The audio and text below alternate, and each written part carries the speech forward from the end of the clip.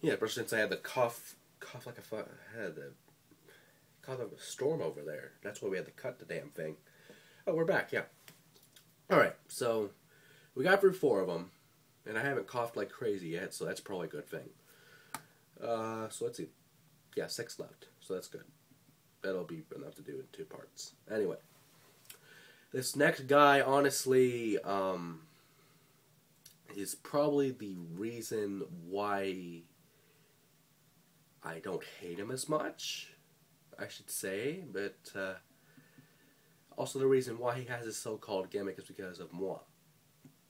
And that man can only be one man, and that is the $1 Million Nerd.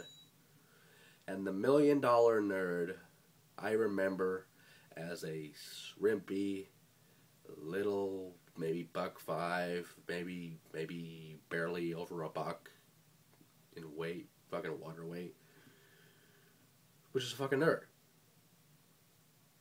And some people might make that a contradiction. But the nerd really was one of the first people in SOS in my time back in a wrestling ring. Was, you know, the one that got under my skin the most. And with nerd, really, I could probably say all the excuse me, all the, you know, the bad things in the world I could about the guy, because, you know, over what he's done and stuff. But you know what? It's a new year. It's a new thing, and most importantly, SOS Elite's NWA. And I'm not ruining any chance with that at all. Besides, even if I did say stuff like that, he probably would just blow it off anyway. So, what I can say about the nerd is probably stuff that you've heard millions of times. Stuff like, without me, there probably would have been no $1 Million Nerd. There probably would have been no SOS Elite. There probably wouldn't have even been the $1 Million Belts, which we had the honor of holding several times. And I'm very honored to hold those titles, because they were probably the best in SOS, let alone in the world. I mean, just the expense made on these belts alone were amazing. Because I believe it was when Moose was around, and when he had the duck match or whatever, the duck cage thing. It was stupid. It really was, but it worked. And, you know, I felt bad for Moose, so I'm like, you know, why not face the nerd a few times? And, honestly, with nerd, really, I think it was $100,000 of my own money that we did. And, excuse me, I just have to do something really quick. Actually, I'll do that later, because this is more important. You know, they're both equally important, but, yeah. With that being said, you know, the nerd was honestly one of the best people to work with, to do stuff. And I'm probably sidetracking the fucking story, but nerd was honestly one of the best people around to feud with, to fight with, to banter with. And even Nerd Radio was a success from time to time. But back to the story, I think it was $100,000 of my own money versus the duck or whatever the fuck it was. I don't remember.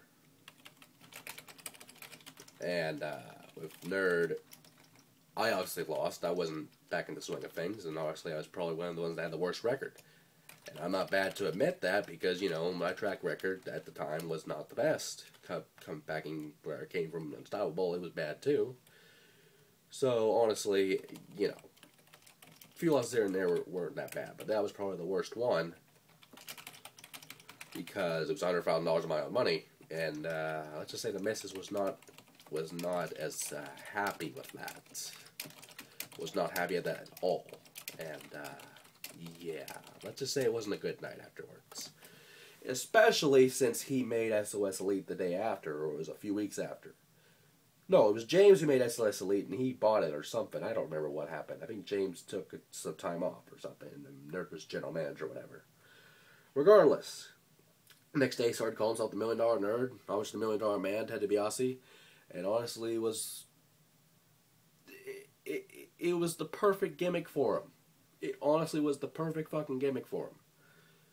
And, you know, I've made stars before Why not now? Even if I didn't want to make him a star. But you know what? Just like me, through all the adversities, through all the shit, he made it to the Hall of Fame. And honestly, with SOS League going to the new year and WA, I'm just honored to be a part of it. To have that one last chance. And some people are probably saying, oh, he won't last 2 weeks, he won't last whatever. I'm in here for the long run. And it doesn't matter what you think of me. Because at the end of the day, just like Nerd, I don't give a shit. I really don't. Now, speaking of kings earlier, there's an old saying, it takes a king to know a king, and I'm botching it because my voice is fucked up. And it's the High King of Death. And again, a former Sultan of Slam in his own right. But was probably one of the few to not also be involved in SOS League, all the projects kind of like what Chico was doing. But, you know, he made an impact. Because, honestly, he's making an impact now, I think, in AWA. I'm not sure. I'm probably confusing him with Chico. But overall, you know, his feuds are pretty good. I have nothing to say about the guy, really, that's bad. Or anything that's good, I don't really remember him. I mean, we just had matches, and that was it. But overall, he was probably one of the best around. Now, I'm thinking if I should do, especially since the last few are people that I have a lot to say about. And especially since I'm going to come up a storm in a few minutes, I can feel it in my throat. And I'm not trying to shorten these at all, because if I was in the better condition right now, I'd probably be doing 10 minutes right on the fly. But, you know, that can't happen. It's not possible. So let's just take a break quite quick, and especially since the length of these videos combined will probably be a good way to cut it anyway.